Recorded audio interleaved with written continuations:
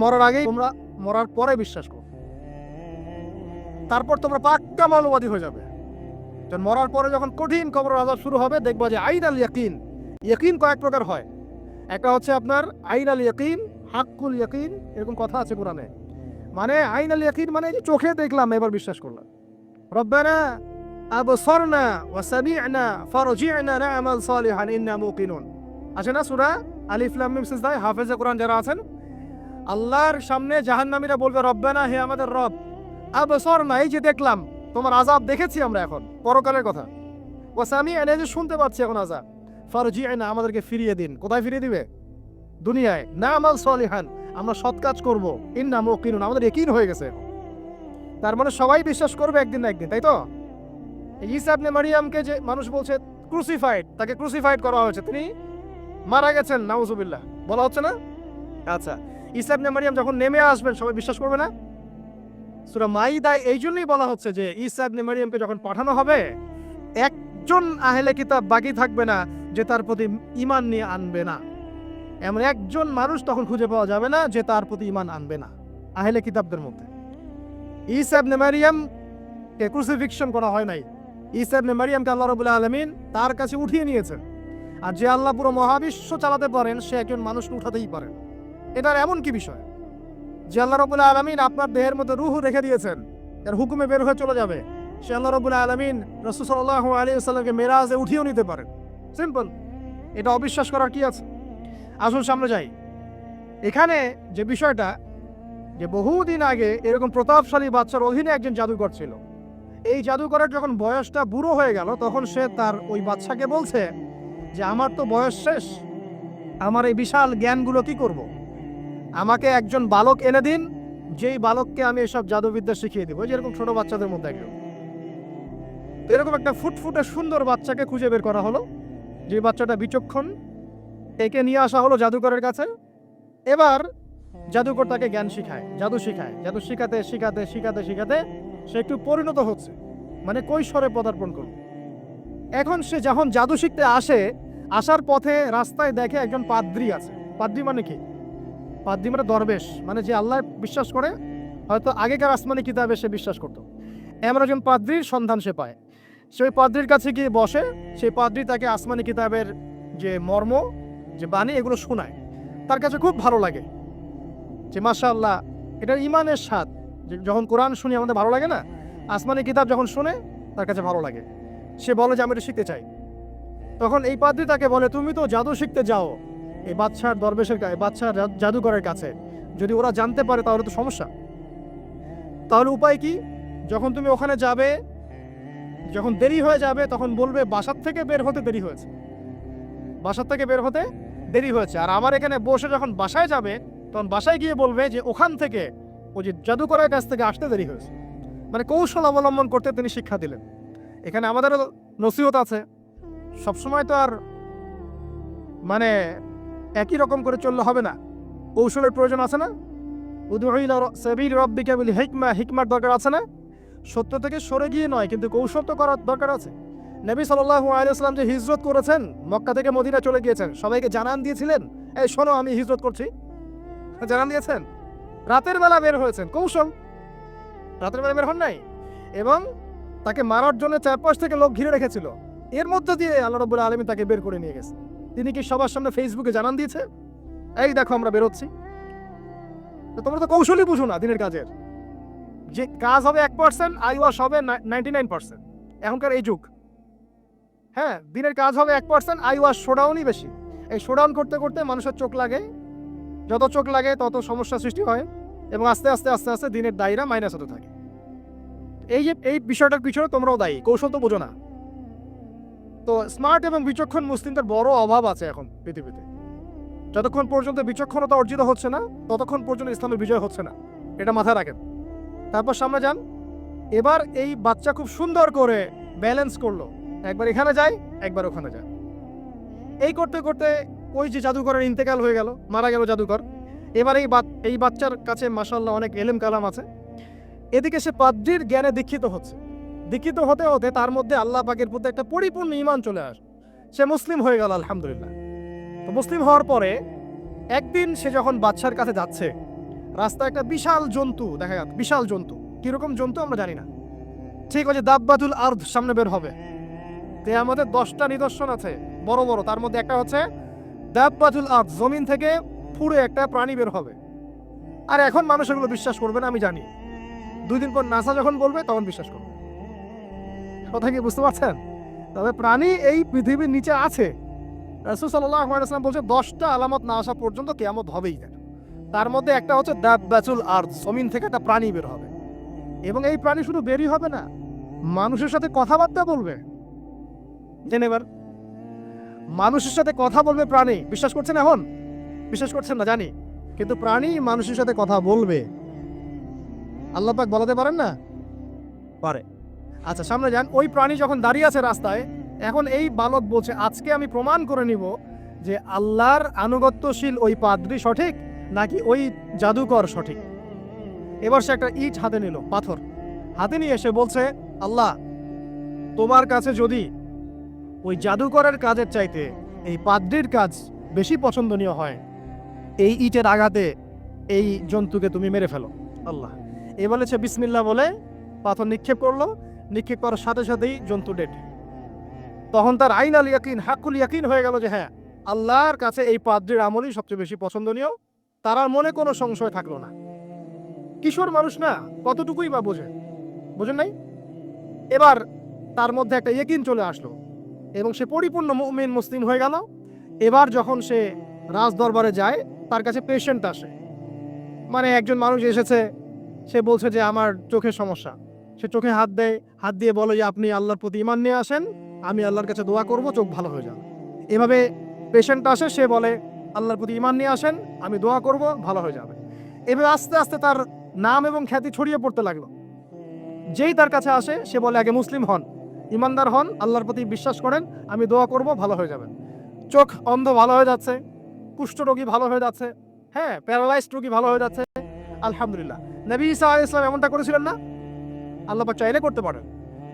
একদিন ওই রাজ দরবারের একজন মন্ত্রী আসছে, এবার ওই রাজার একজন এমপি সাহেব, তার চোখে সমস্যা, সে আসছে, এসে বলছে যে আমার এই চোখের সমস্যা, আমার চোখটাকে ভালো করা দরকার, তোমার কাছে কোনো ওষুধ আছে নাকি? সে বলছে যে আপনি আল্লাহর প্রতি ঈমান নিয়ে আসেন, আমি আল্লাহর কাছে দোয়া করব, আপনি ভালো হয়ে যাবেন। এবার সে আলহামদুলিল্লাহ ঈমান নিয়ে আনলো এবং সে ভালো হয়ে গেল। এই ভালো হয়ে যাওয়ার পরের দিন যখন সে আবার ওই পার্লামেন্টে গিয়েছে আর কি, ওদের তৎকালীন রাজদরবারে, এবার রাজা ওকে দেখে বলছে যে তোমার তো চোখ অন্ধ ছিল, কিভাবে সেবা লাভ করলে? তো সে বলে না কিভাবে সেবা লাভ করলো, সে বলতে চাচ্ছে না, কারণ সে আজ করছে যে বললে সমস্যা হবে। এক পর্যায়ে তাকে খুবই পিটুনি দেওয়া হচ্ছে, রিমান্ডে নিয়ে গিয়ে কঠিন মাইর দেওয়া হচ্ছে। এক পর্যায়ে সে মারের যন্ত্রণা সহ্য করতে না পারে বলে ফেললো যে ওই বাচ্চা, তার কাছে গিয়ে আমি আরোগ্য লাভ করেছি এবং সে আমাকে বলেছে যে তার রবের প্রতি ঈমান নিয়ে আসতে, তাহলে আমি শেফা লাভ করব। এই বাচ্চা এখন বলছে ফেরাউনের মতো, যায় না রব্বুকুম আলা, আমি তো তোমাদের রব। নমরুদের মতো, আমি তো তোমাদের রব। ঠিক আছে, আমি ছাড়া তোমাদের কে রব আছে? মা আলিমতু লাকুম মিন ইলাহিন গায়রি, মা আলিমতু লাকুম মিন ইলাহিন গায়রি, আমি তো জানি না যে আমি ছাড়া তোমাদের কোনো ইলাহ আছে। এবার এই লোকটাকে হত্যা করা হলো, এই এমপি সাহেবকে হত্যা করা হলো, বিকজ সে ঈমান নিয়ে আস। এবার সেই বালককে ডেকে আনা হচ্ছে, বলা হচ্ছে বলো তুমি নাকি তোমার রবের নাম দিয়ে মানুষের ট্রিটমেন্ট করা শুরু করেছো? তখন সেই বালক বলছে হ্যাঁ, আমি এক আল্লাহর প্রতি বিশ্বাস করি এবং তার রাসূলের প্রতি বিশ্বাস করি, তার প্রেরিত আসমানি কিতাবে বিশ্বাস করি। এখন রাজা বলছে আমি ছাড়া তোমাদের কোন ইলাহ আছে আমি তো জানি না। এই সৈন্যবাহিনী শোনো, এই বালককে ধরো, ধরে নিয়ে গিয়ে উঁচু পাহাড়ে নিয়ে যাও, ওখান থেকে ফেলে দাও। কথা বুঝতে পারছেন? এবার তাকে নিয়ে যাওয়া হলো, ক্রস ফায়ার দেওয়া হবে, এবার উপরে নেওয়া হয়েছে, একদম পাহাড়ের উপরে। এবার ওই বালক উপরে উঠে একটা দোয়া করছে, এই দোয়াটা সবাই শিখে নেন। ওই বালক উপরে উঠে দোয়া করছে আল্লাহুম্মা কফিনিহিম বিমা শি'তা, আল্লাহুম্মা কফিনিহিম বিমা শি'তা, আল্লাহুম্মা কফিনিহিম বিমা শি'তা। পাহাড় থরথর করে কাঁপা শুরু করলো এবং ওই সৈন্যবাহিনী পাহাড় থেকে পড়ে গেল, বালকের কিচ্ছু হলো না। আমি কিন্তু বানোয়াট কোনো গল্প বলছি না, এটা কোরআন থেকে বলছি এবং এটা তাফসীর। আপনি যে কোনো তাফসীর পড়েন, মারিফুল কোরআন, তাফসীর ইবনে কাসির, জালালাইন পড়ে দেখেন, পড়ে দেখেন আমার সাথে ডিবেট করার আগে। এবার সে বালক হেঁটে হেঁটে চলে আসলো রাজদরবারে। আবার কি ব্যাপার, তুমি মরো নাই? না, আল্লাহ আমাকে বাঁচিয়েছে, আমার রব আমাকে বাঁচিয়েছে। আবার পড়ানো হচ্ছে আরেক দল সেনাবাহিনীকে নিয়ে, যাও এবার ওকে সমুদ্রে নিয়ে যাও, সমুদ্রের মাছ সমুদ্রে ডুবিয়ে দিবে একদম। আবার সে ওখানে গিয়ে বলল আল্লাহুম্মা কফিনিহিম বিমা শি'তা, হে আল্লাহ, অর্থ হচ্ছে হে আল্লাহ আমার বিপক্ষে যারা আছে আপনি যা দিয়ে ইচ্ছা ওদের বিরুদ্ধে আমাকে সাহায্য করেন। অর্থ হচ্ছে এমন, আল্লাহুম্মা কফিনিহিম বিমা শি'তা, আল্লাহ আপনি আমার জন্য যথেষ্ট হয়ে যান, ওদের বিরুদ্ধে আমার জন্য যথেষ্ট হয়ে যান, যা ইচ্ছা তাই দিয়ে আপনি হেদায়েত করুন, মানে আমাকে হেফাজত করুন। ঠিক আছে, আল্লাহুম্মা কফিনিহিম বিমা শি'তা, ছোট্ট দোয়া। এবার ওই সমুদ্র উত্তাল হওয়া শুরু করলো এবং ওরা জাহাজ থেকে পড়ে গেল। এই বাচ্চা সেফলি আবার চলে আসলো রাজদরবারে। বিশ্বাস করছেন না? চলে আসলো। এবার আসার পরে বলছে, শোনেন, আমাকে এভাবে মারতে পারবেন না, আমাকে এইভাবে মারা যাবে না, আমি আপনাদেরকে বলে দিচ্ছি কিভাবে আপনি আমাকে মারতে পারবেন। তো বাচ্চা বলছে, কিভাবে মারতে পারবো বলো। তখন সেই বাচ্চাটা বলছে যে আপনি সমস্ত এলাকার মানুষকে এক জায়গায় জড়ো করবেন, মানে পুরো নেশনের যত মানুষ সবাইকে একটা মাঠে নিয়ে আসবেন, মাঠের মাঝখানে একটা গাছ রোপণ করবেন বা একটা কিছু স্তম্ভ নির্মাণ করবেন, সেখানে আমাকে বেঁধে ফেলবেন। বেঁধে ফেলার পরে আমার এই ধনুক থেকে একটা তীর বের করবেন, তীর বের করে আপনি নিজ হাতে এই তীরটাকে নিশানা দিবেন, দিয়ে বলবেন বিসমিল্লাহ আল্লাহর নামে, বিসমিল্লাহ আল্লাহর নামে, বিসমিল্লাহি রব্বি হাযাল গোলাম বলে ছুড়বেন। অর্থ হচ্ছে আমি এই বাচ্চার রব, আমি এই বাচ্চার রব আল্লাহর নামে তীর ছুড়লাম, এটা বলে তীরটা নিক্ষেপ করবেন, তাহলে আমি মরবো, তার আগে মরবো না। কথা কি বুঝতে পারছি? এবার তাই করা হলো, সমস্ত এলাকার মানুষকে এখানে জড়ো করা হলো। কথাটা ভালো করে বোঝেন, সমস্ত এলাকার মানুষ মানে কি? ওই এলাকার সব মানুষ, মানে মুমিন কাফের যে আছে সবগুলাকে একত্রিত করা হলো। করার পরে বাচ্চাটাকে এভাবে একটা জায়গায় বেঁধে দেওয়া হয়েছে খেজুর গাছে, তাফসীরে এসেছে খেজুর গাছে। এবার সে এখান থেকে তীর বের করে বাদশা বলছে বিসমিল্লাহি রব্বি হাযাল গোলাম, নিক্ষেপ করলো। তীরটা ঠিক, আল্লাহ পাকের দৃষ্টি দেখেন এত সূক্ষ্ম, ওইটাই বর্ণনা করেছেন। তীরটা ঠিক বাচ্চার এই জায়গায় লেগেছে, এই যে মাথার এইখান থেকে লেগে এদিকে বের হয়ে গেছে। হ্যাঁ, কি বুঝি নাই? ছেলেটার বাচ্চা ওই বাচ্চা ছেলেটার এই যে কপালের এই পার থেকে এই পার পর্যন্ত তীর চলে গেল এবং বাচ্চাটা শহীদ হয়ে গেল, আলহামদুলিল্লাহ। এবং এই বাচ্চাটা যখন মারা গেল বা শহীদ হয়ে গেল, আর সারা এলাকার মানুষ কি দেখলো যে বাচ্চা তাকে দুইবার চেষ্টা করে মারতে পারে নাই, কিন্তু তার রবের নাম যখন নেওয়া হয়েছে, আল্লাহর নাম নেওয়া হয়েছে, মারতে পেরেছে। দেন পুরো এলাকার সমস্ত মানুষ মুসলিম হয়ে গেল, আলহামদুলিল্লাহ। একজন বাচ্চার জীবনের বিনিময়ে সমস্ত এলাকার মানুষ ইসলামের হেদায়েত পেয়ে গেল, আলহামদুলিল্লাহ। এবার বাচ্চার মাথা তো আরো খারাপ, একটাকেই সামলাতে পারছিলাম না, এবার তো সমস্ত এলাকার মানুষ মুসলিম হয়ে গেছে। এখন কি করবেন? এখন সেনাবাহিনীকে আদেশ করা হয়েছে সমস্ত মানুষগুলোকে জড়ো করে একটা গর্ত খোঁড়ো, একটা গর্ত খুঁড়ে সেখানে আগুন জ্বালাও, আগুন জ্বালিয়ে সমস্ত মানুষকে ফেলে দাও। দৃশ্যটা কি কল্পনা করতে পারছেন? একটা পুরো এলাকার মানুষকে একটা মাঠের মধ্যে একত্রিত করে সেখানে আগুন জ্বালিয়ে সবাইকে সেখানে ফেলে দেওয়া হলো এবং তারা চতুর্দিক থেকে এটাকে অবলোকন করতে লাগলো, মজা উপভোগ করতে লাগলো। এটাই আল্লাহ পাক বলছেন, কুতিলা আসহাবুল উখদুদ ইয হুম আলাইহা কুউদ ওয়া হুম আলা মা ইয়াফআলুনা বিল মুমিনিনা শুহুদ। শেষ পর্যায়ে তাফসীরে এসেছে, শেষ পর্যায়ে একজন মায়ের কোলে একটা ছোট্ট বাচ্চা ছিল, তো সেই মা নিজে লাফ দিবে এটাতে তার কোনো সমস্যা নেই, কিন্তু বাচ্চাটাকে নিয়ে লাফ দেওয়ার জন্য সে ইতস্তত বোধ করছে। তখন আল্লাহ রাব্বুল আলামিন সেই ছোট্ট বাচ্চাটার কোলে, সেই ছোট্ট বাচ্চাটার জবানের মধ্যে আল্লাহর কুদরত নিদর্শন নাজিল করলেন। ওই বাচ্চাটা কথা বলা শুরু করলো। সেই বাচ্চাটা বলল, লা তাখাফি ইয়া উম্মা, এটা শব্দটা এমন এসেছে, ইয়া উম্মা, হে আমার মা, লা তাখাফি, তুমি ভয় করো না, ফাইন্নাকি আলাল হক, কারণ আপনি সত্যের উপর আছেন, লাভ দিন। যারাই সে অগ্নিকুণ্ডে সেদিন লাভ দিয়েছে তারাই জান্নাতের স্বাদ পেয়েছে, আলহামদুলিল্লাহ। এই হলো আসহাবুল উখদুদের ঘটনা, যেটা আল্লাহ রাব্বুল আলামিন সূরা বুরুজের মধ্যে বলেছেন। এখানে একটাই শিক্ষণীয় বিষয়, ঈমান এর শক্তি একজন ছোট্ট বালকের মধ্য দিয়ে কিভাবে আল্লাহ রাব্বুল আলামিন পুরো নেশনকে হেদায়েত করতে পারেন, এবং আল্লাহ রাব্বুল আলামিন সমস্ত পরিকল্পনার উপরে মহা পরিকল্পনাকারী, এবং আল্লাহ সুবহানাহু ওয়া তাআলা তাদেরকে চিরস্মরণীয় করে রেখেছেন কোরআনের পাতায়। কিয়ামত পর্যন্ত মানুষ এই ঘটনা পড়বে, তাদের থেকে শিক্ষা গ্রহণ করবে না? আল্লাহ রাব্বুল আলামিন সবচেয়ে বেশি স্মার্ট না আমরা সবচেয়ে বেশি স্মার্ট? এরপরে আল্লাহ রাব্বুল আলামিন বলছেন যে তারা ঈমান আনা ছাড়া অন্য কোনো অপরাধ করে নাই। এই মুমিন যারা ছিল আগুনে লাফ দিয়েছে, এদের কি কোনো অপরাধ ছিল? এদের কোনো অপরাধ ছিল? কি অপরাধ ছিল? তারা শুধুমাত্র কি ছিল? মুমিন ছিল। ঈমান আনার ফলে তাদের এই পরিণতি হয়েছে। তাদেরকে অগ্নিকুণ্ডে লাফ দিতে তারা বাধ্য হয়েছে। যারা দিয়েছে তারা কি জান্নাতি না জাহান্নামী? জান্নাতি। ওই যে বালক যে একা দৃষ্টান্ত স্থাপন করে গেল এবং পুরো নেশনকে হেদায়েত দিয়ে গেল, এই বালক সফল না ব্যর্থ? আল্লাহ রাব্বুল আলামিন যদি চান তাহলে এরকম একজন দুইজন মানুষকে দিয়েও পুরো নেশনকে হেদায়েত করাতে পারেন। এবং যেটা হয়ে গেছে আগে সেটা এই যুগেও সম্ভব। সম্ভব না? শুধু সম্ভবই না, বরং আপনাদের চোখের সামনে এটা হয়েছেও, কিন্তু আপনারা সেটা বুঝতে পারেন নাই। আপনাদের চোখের সামনে যুগের পর যুগ এমন ঘটনা ঘটেছেও, কিন্তু আপনারা হয়তো বুঝতে পারেন নাই, ধরতে পারেন নাই। আল্লাহ রাব্বুল আলামিন এমন মানুষদেরকে দিয়ে পুরো নেশনকে হেদায়েত করেন। কিছু মানুষকে আল্লাহ পাক পরীক্ষায় ফেলেন, তাদের মধ্য দিয়ে আল্লাহ পুরো নেশনকে হেদায়েত করতে পারেন। আলহামদুলিল্লাহ। আসহাবুল উখদুদের এই বাচ্চার মধ্যে আমাদের সবার জন্য নিদর্শন আছে। আল্লাহ পাক আমাদের সবাইকে প্রকৃত ঈমানদার হওয়ার তৌফিক দান করুন। বেশি বেশি আমাদের সালেহ করার তৌফিক দান করুন। ঈমানের উপর দৃঢ় থাকার তৌফিক এনায়েত করুন এবং দৃষ্টান্ত স্থাপন করার তৌফিক দান করুন। এবং যে কোনো রকম দৃশ্য অদৃশ্যের বিপদ আপদ বালা মুসিবতের বিপক্ষে আল্লাহ পাকই যেন যথেষ্ট হয়ে যান। আমিন। শেষ করি, সূরাটার সামনে যাই। আল্লাহ রাব্বুল আলামিন এরপর যেটা বলেছেন যে ইন্নাল্লাযীনা, ওদের পরিণতি কি হবে যারা এই কাজটা করলো? ইন্নাল্লাযীনা ফাতানুল মুমিনিনা ওয়াল মুমিনাত সুম্মা লাম ইয়াতুবু ফালাহুম আযাবু জাহান্নাম। যারা মুমিনদের সাথে এমন নির্যাতন করলো, কি করলো? আগুনে পুড়িয়ে জীবন্ত মেরে ফেললো। যারা মুমিনদের সাথে এমন দৃষ্টান্ত স্থাপন করলো, নির্যাতন করলো, ফিতনায় ফেললো এবং তওবা করে ফিরেও আসলো না, আল্লাহ পাক বলছেন নিশ্চয়ই তাদের জন্য যন্ত্রণাদায়ক শাস্তি আছে জাহান্নামে। ওয়ালাহুম আযাবুল হারিক, এবং তাদের জন্য মর্মান্তিক শাস্তি অপেক্ষা করছে। কাদের জন্য? যারা মুমিনদেরকে ফিতনায় ফেলেছে, কষ্ট দিয়েছে, নির্যাতন করেছে, নিপীড়ন করেছে।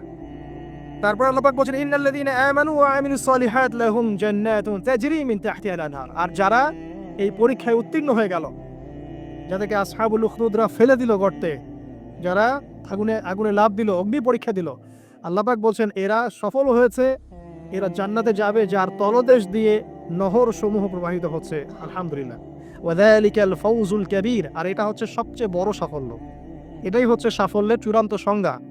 দুনিয়াতে আপনি কতটুকু খাচ্ছেন, পড়ছেন, কতটুকু ব্যবসা বাণিজ্য করছেন, কতটুকু স্ট্যাটাসের মালিক, এটা বড় কথা নয়। আপনি দিন শেষে জান্নাতে যেতে পারবো কিনা, এটাই বড় কথা। যদি জান্নাতে যেতে পারি ইনশাআল্লাহ তাআলা আমরা সফল। যদি জান্নাতে যেতে ব্যর্থ হই, আল্লাহ না করুক, তাহলে আমাদের চেয়ে ব্যর্থ এই মহাবিশ্বের কোনো সৃষ্টি নাই। আল্লাহ পাক বোঝার তৌফিক না করুন। আমিন। আল্লাহ পাক এরপরে বলছেন ইন্না বাতশা রাব্বিকা লাশাদীদ। জেনে রাখো, যারা আল্লাহর বিরোধিতা করবে, তার নবী, তার আসমানি কিতাব এবং দ্বীনের বিরোধিতা করবে, তাদের জন্য আল্লাহর শাস্তি আছে। এই শাস্তিটা প্রচণ্ড কঠিন। ইন্না বাতশা রাব্বিকা লাশাদীদ। আল্লাহ পাকের শাস্তি প্রচণ্ড কঠিন।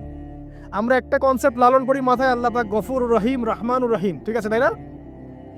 একই সাথে আল্লাহ পাক কিন্তু শাদীদুল ইকাব বটে। আল্লাহ পাক একই সাথে কিন্তু কঠোর শাস্তিদাতাও বটে। আল্লাহ এটা বলছেন ইন্না বাতশা রাব্বিকা লাশাদীদ। আল্লাহ পাক ছাড় দিচ্ছেন আমাদেরকে, ছেড়ে দিবেন না কিন্তু।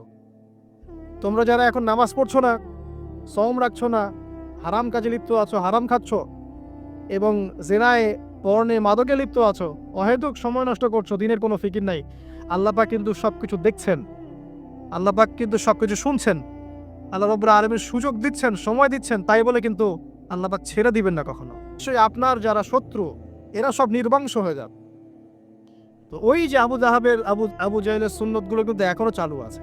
দেখবেন সুযোগ পেলেই মানুষ রাসূলুল্লাহ সাল্লাল্লাহু আলাইহি ওয়াসাল্লামের পবিত্র চরিত্র নিয়ে কথা বলে। তো যারা অজ্ঞ, তাদের ব্যাপারে আমাদের আফসোস অতটা নয় যতটা আমাদের এই মুসলিম যুবকদেরকে নিয়ে আমাদের আফসোস। এই মুসলিম পরিবারে জন্মগ্রহণ করার পরেও আজ পর্যন্ত কেউ রাসূলের জীবনী পড়ে দেখলো না। আজ পর্যন্ত রাসূলের সুন্নাত ফলো করার সুযোগ হলো না, তৌফিক হলো না। 5 ওয়াক্ত নামাজটুকু পড়তে পারছেন না, দাড়িটা ছাড়তে পারছেন না, টাকনুর উপরে কাপড় উঠাতে পারছেন না, হারাম রিজিক ছাড়তে পারছেন না, মাদক ছাড়তে পারছেন না, জিনা পণ ছাড়তে পারছেন না। অথচ আপনি রাসূলুল্লাহ সাল্লাল্লাহু আলাইহি ওয়াসাল্লামের উম্মাহ। আপনার জন্যই, আমার জন্যই নবী সাল্লাল্লাহু আলাইহি ওয়াসাল্লাম কাল কিয়ামতের মাঠে সুপারিশ করবে ইনশাআল্লাহ তাআলা। তো সুপারিশ পেতে হলে তো যোগ্য হতে হবে নাকি? একটা সুপারিশ পেতে হলে তো যোগ্য হতে হবে। যোগ্যতা কি? এক বাক্যে উত্তর হচ্ছে আপনার 24 ঘন্টাকে আপনি নবী সাল্লাল্লাহু আলাইহি ওয়াসাল্লামের সুন্নাহ দিয়ে ঢেলে সাজাবেন একদম। উঠবেন, বসবেন, খাবেন, চলবেন, ফিরবেন, কথা বলবেন, নামাজ পড়বেন, যত কাজ আছে সব হবে কার তরিকায়? রাসূল সাল্লাল্লাহু আলাইহি ওয়াসাল্লামের তরিকায়। যদি এটা শিখতে না পারেন, ওই যে আল্লাহর রাস্তায় সময় দিচ্ছে ভাইরা, 3 দিন, 7 দিন, 40 দিন চলে যান, দেখবেন 40 দিনের মধ্যে আপনাকে সুন্নত শিখে বাসায় পাঠিয়ে দিবেন ইনশাআল্লাহ। এমন কোনো জামাত নাই যেটা 100% পরিশুদ্ধ আছে। তো ওই বিতর্কিত বিষয়গুলো ছাড়েন, বিতর্কিত বিষয়গুলো আপাতত ছেড়ে দেন। সুন্নতটা তো শিখাবে আপনাকে তো নামাজটা শিখাবে, জামাতে নামাজের পাবন্দি শিখাবে, হাদিস চর্চা শিখাবে, তালিম করা শিখাবে, দাওয়াত দেওয়া শিখাবে। এটুক শিখে চলে আসে। কমপক্ষে আপনি আপনার ব্যক্তি জীবনটাতে রাসূলের সুন্নাহটা প্রতিষ্ঠা করেন। সারা দুনিয়ার মানুষ সুদ খায় খাক, অর্থনৈতিক জীবনে গিয়ে আমি সুদ খাবো না। প্রয়োজনে কৃষিকাজ করে খাবো, মাছ চাষ করে খাবো, গরু ছাগল প্রতিপালন করব, তারপরও সুদ খাবো না। আমি ব্যবসা করতে গিয়েছি, ওখানে নবীর সুন্নত লাগবে, আমি মাপে কম দিতে পারবো না। সারা দুনিয়ার মানুষ দেয়, দেখ, সারা দুনিয়ার মানুষ মজুদ করে করুক, আমি করব না। সারা দুনিয়ার ব্যবসায়ীরা কালোবাজারি করে করুক, আমি করব না। একজন মুসলিম যুবকের চরিত্র হবে আমার। চাকরি করতে গিয়েছেন, চাকরি করা অবস্থায় যদি দেখেন যে হ্যাঁ আপনি নীতি নৈতিকতা বজায় রেখে করতে পারছেন, আলহামদুলিল্লাহ। যদি দেখেন এখানে আপনি ইসলামে টিকতে পারছেন না, রিজাইন দিয়ে চলে আসেন, এসে নিজস্ব প্রজেক্ট তৈরি করেন। এমন অনেক মানুষকে আমরা চিনি যারা বড় বড় চাকরি ছেড়ে দিয়ে, হারাম চাকরি ছেড়ে দিয়ে কৃষিকাজ করেছে, করে আল্লাহ পাক তাদেরকে এখন স্বাবলম্বী করেছে। রিজিক কার হাতে ভাই? আল্লাহর হাতে। আর কোরআনে কিন্তু বেশি থেকে বেশি কৃষিভিত্তিক অর্থনীতির কথাই বলা হচ্ছে। দেখবেন কোরআন পড়ে দেখবেন বেশি থেকে বেশি কৃষিভিত্তিক অর্থনীতির কথাই বলা হচ্ছে এবং ব্যবসার কথা বলা হচ্ছে। এর মানে এই না আপনি চাকরি করতে পারবেন না, পারবেন। যদি আপনি চাকরি করা অবস্থায় কোরআন সুন্নাহ ফলো করতে পারেন, আলহামদুলিল্লাহ। যদি না পারেন, প্রতিবন্ধকতা থাকে, একেবারেই পারছেন না, দেয়ালে পিঠ থেকে যাচ্ছে, ছেড়ে দেন। পরকালটাকে ইহকালের জন্য নষ্ট করেন না। আল্লাহ পাক বোঝার তৌফিক দান করুন। এবার সমাজ চালাবেন, এখানেও রাসূলের সুন্নাহ প্রয়োজন আছে। মন গড়া সুন্নত দিয়ে সমাজ সংস্কার হবে না, রাসূলের সুন্নত দিয়েই সমাজ সংস্কার হবে ইনশাআল্লাহ তাআলা। দাওয়াতি কাজ করব, সেখানেও রাসূলের সুন্নত লাগবে। মন গড়া স্টাইলে দাওয়াতি কাজ করা যাবে না।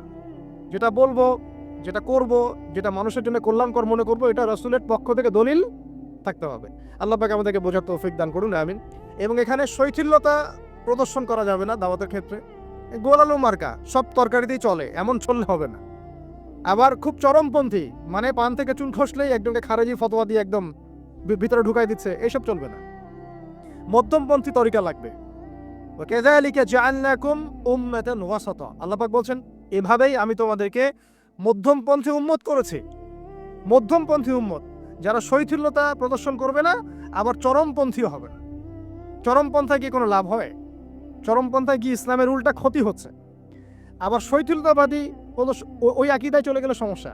তখন দেখা যাবে হারাম হালাল সব গুলাই ফেলছেন, আর একটা গোলালু মার্কা কনসেপ্ট নিয়ে কবরে যাওয়া লাগতেছে। আল্লাহ পাক বোঝার তৌফিক দান করুন, আমিন।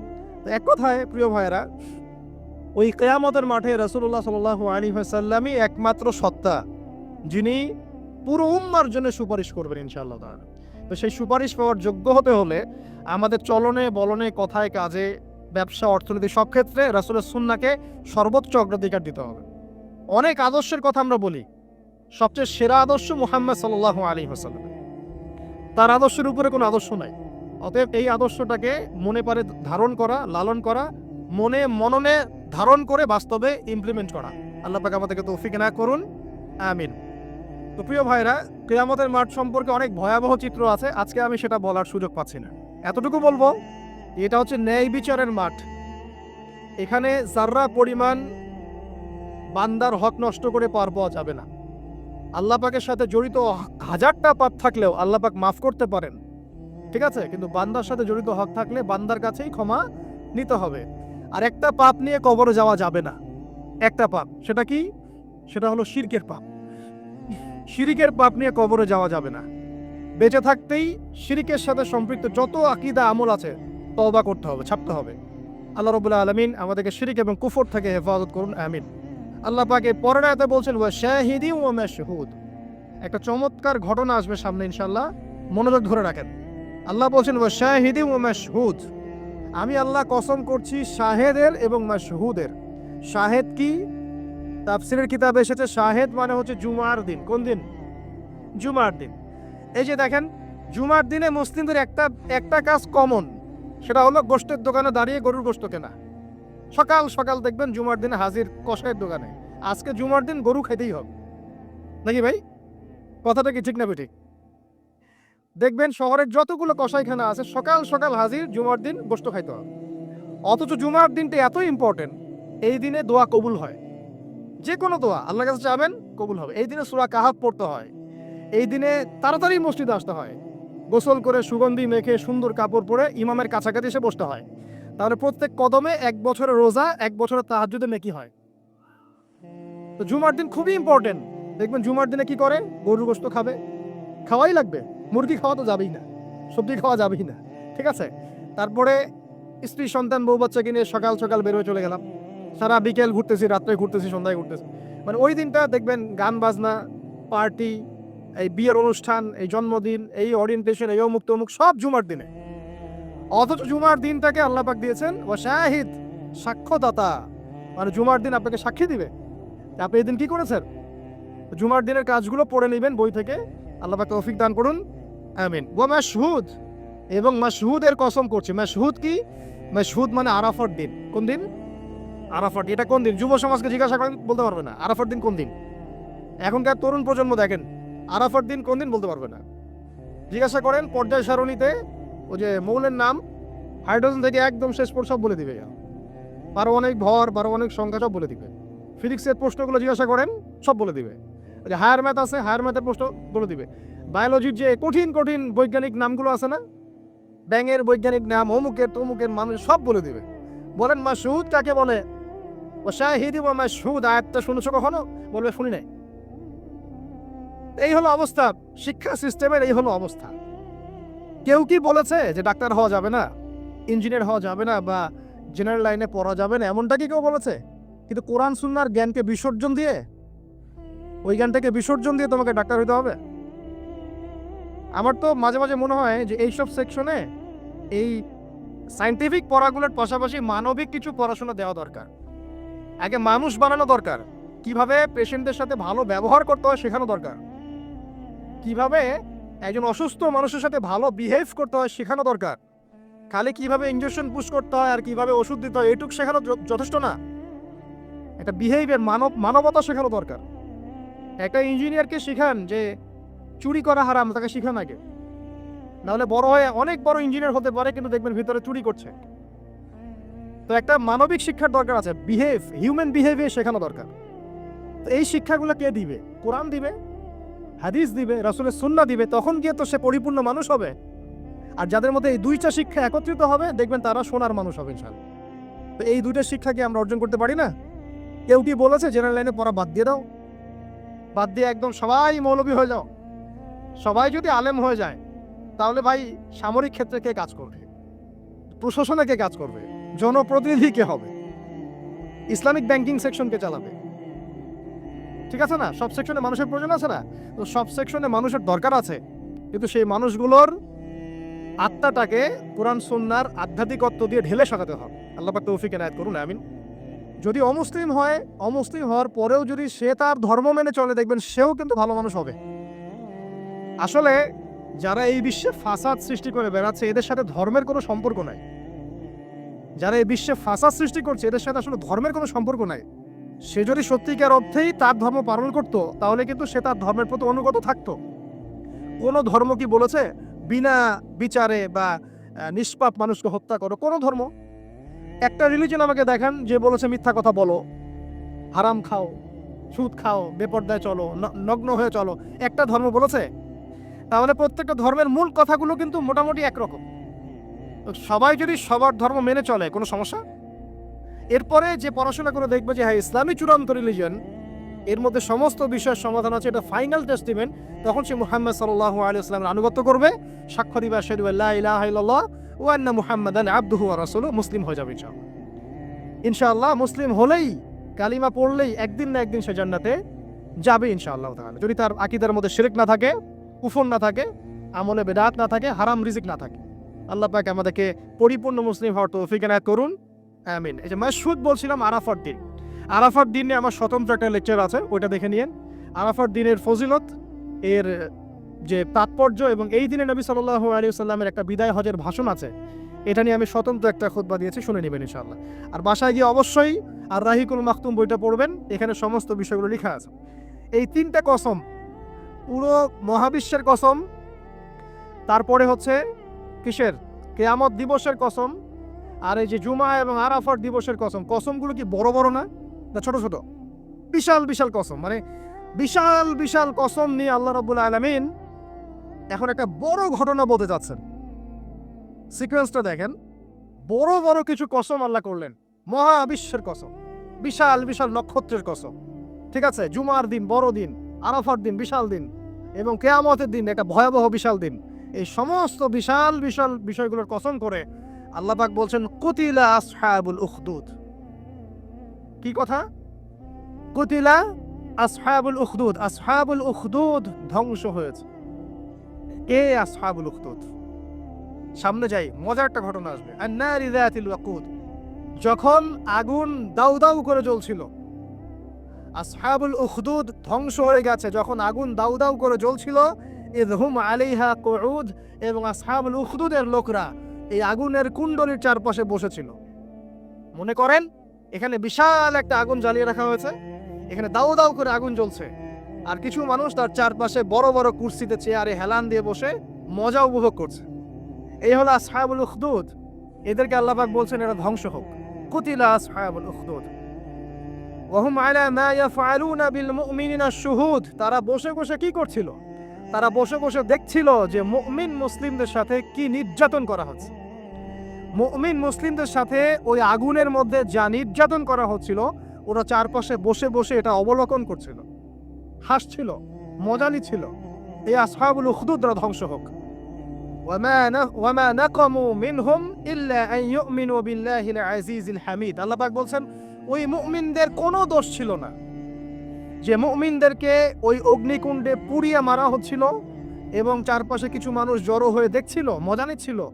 আসহাবুল উখদুদ, ওই মুমিনদের কোনো দোষ ছিল না, শুধু একটা অপরাধ তাদের দৃষ্টিতে। কি সেটা? যে এই মুমিনরা এক আল্লাহর প্রতি ঈমান এনেছিল। এই মুমিন হওয়া ছাড়া তাদের কোনো দোষ ছিল না। কথা বুঝতে পারছেন? এবার চলে আসেন এখানে কিভাবে আসলাম।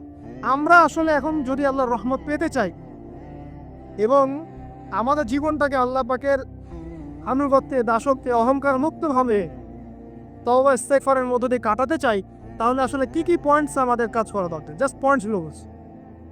1 নাম্বার হচ্ছে জ্ঞান অর্জন করা। যে জ্ঞান আল্লাহ পাক আদম আলাইহিস সালামকে শিখিয়েছেন, ওই জ্ঞান চর্চা যদি আমরা বাড়াই, কোরআন সুন্নাহ ওহীর জ্ঞানের চর্চা যদি আমরা বাড়াই, ইনশাআল্লাহ বাড়িয়ে দেই, দেখবেন আপনার সম্মান, আপনার